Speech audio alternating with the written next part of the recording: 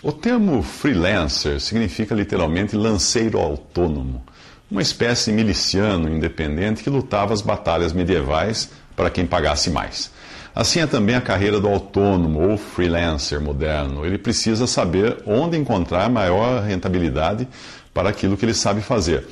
Se às vezes ele percebe que o seu segmento não mais funciona, ele deve até mudar de segmento ou de negócio quando o mercado exigir alguma coisa diferente.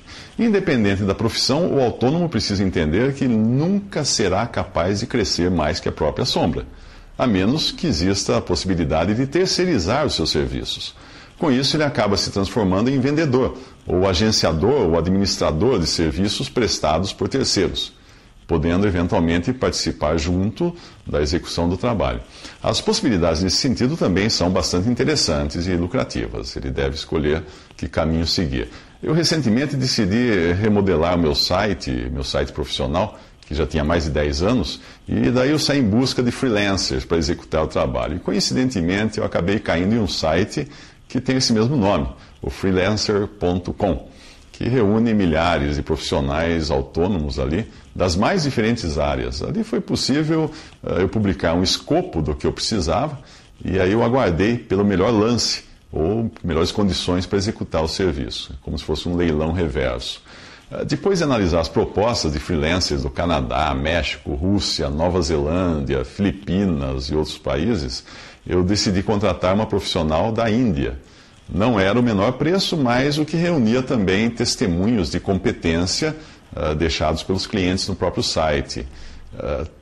Toda a nossa comunicação, a comunicação minha com essa profissional, foi feita pelo Skype.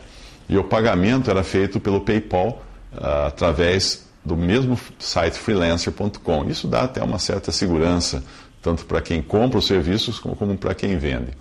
Depois eu vim a saber que essa profissional fazia o papel de intermediária, pois ela própria distribuía a tarefa para uma rede de freelancers de diferentes lugares e países que prestavam serviço para ela. Eu também precisei de um outro serviço, uma ilustração, e usei outro site, o Fiverr, com 2 R's no final, 5rr.com, que o próprio nome já demonstra que ele reúne autônomos que cobram $5 por seus serviços. É claro que ali você não vai encontrar um arquiteto para projetar a sua casa ou um estaleiro para fabricar o seu navio, mas deve encontrar alguém para fazer uma ilustração ou até a capa de um livro, se você estiver disposto a pagar um adicional para receber o desenho em alta resolução. Tem algumas coisas que exigem pagamento adicional. Uma boa diversão é passear por esse site e ver como tem gente vivendo bem dos seus serviços oferecidos ali. Artistas e locutores costumam oferecer serviços de gravação de slogans em áudio ou vídeo, às vezes com diferenciais do tipo: gravo o seu slogan, o seu script com sotaque australiano, ou então visto a roupa que você determinar. Há também pessoas que escrevem frases de impacto, desenham cartões de aniversário ou até dão conselhos de como ganhar dinheiro. Tinha um que prometia ali meditar para a sua prosperidade desde que você pagasse $5 para ele. Além de vender os seus serviços online, e existem muitas formas e canais para isso, o freelancer deve saber administrar as suas despesas para maximizar os seus lucros. Isso inclui só comprar equipamento ou material estritamente necessário à execução dos serviços, quando estes já forem contratados. Se você for um fotógrafo, por exemplo, querendo uma câmera nova, o melhor é esperar sentado e só comprar a câmera nova quando tiver um contrato de um cliente que exija aquela câmera nova. O meu primeiro scanner, caríssimo na época, só foi comprado quando eu peguei um serviço de tradução que exigia a inclusão de imagens técnicas. E foi também por exigência de um serviço que eu comprei a minha primeira impressora a jato de tinta, depois uma laser e depois uma outra jato de tinta colorida, porque o trabalho exigia cores. A primeira câmera de vídeo eu comprei quando o cliente exigiu que o treinamento de oratória fosse gravado em vídeo. E é disso que eu estou falando, investir apenas quando você já tem o retorno daquilo. O freelancer também não deve imobilizar o seu capital em instalações físicas, se isso não for necessário. A maioria das atividades exercidas por freelancers ou autônomos pode ser feita em casa e às vezes até numa biblioteca pública, Quando a crise nos Estados Unidos obrigou muitos profissionais a trabalharem como freelancers, como autônomos, as bibliotecas viram o movimento crescer.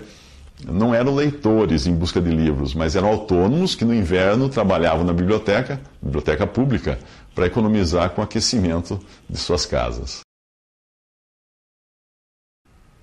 Eu trabalhei como autônomo durante vários anos e depois como funcionário de empresas por mais alguns anos. E há 12 anos eu estou novamente trabalhando por conta própria. Devido à natureza do meu trabalho hoje, que são palestras e treinamentos, não existe a possibilidade de eu voltar a trabalhar nos moldes anteriores. Mas mesmo que fosse obrigado a fazê-lo, eu antes procuraria alguma atividade que permitisse eu continuar trabalhando como freelancer, como autônomo.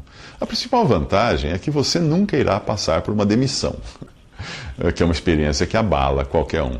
Mas isso também traz uma desvantagem, porque quando o mercado vai mal, você vive em estado de demissão contínua, demissão constante. Porém, nada se compara ao prazer de não ter um patrão, embora muita gente não consiga trabalhar sem um. É preciso uma boa dose, então, de disciplina e responsabilidade se você quiser realmente trabalhar como freelancer ou como autônomo. Junte-se às vantagens o fato de você poder trabalhar em casa. E aí você está no melhor dos mundos. Acordar quando não tem sono, independente da hora, poder trabalhar com a roupa que estiver e dormir quando o sono bater. E às vezes dormir até em doses alternadas para poder terminar um projeto. Quem bate ponto não sabe o que é poder tirar algumas horas na tarde de uma segunda-feira para ir ao cinema.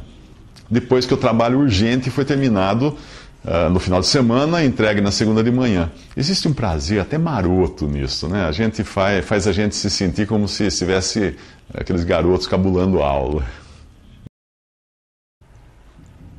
Isso vai depender do segmento, do tipo de trabalho, da experiência e até do profissional, se ele tem um nome no mercado, e também de outros fatores. Na internet, existe muita informação sobre o assunto em sites de conselhos, sindicatos, associações, e é possível também trocar ideias com outros profissionais, frequentando redes sociais, por exemplo.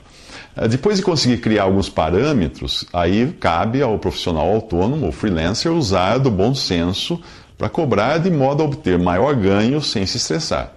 Os valores cobrados nunca deverão seguir uma tabela rígida, a menos que o seu segmento exija isso, porque os preços podem variar conforme a demanda, claro.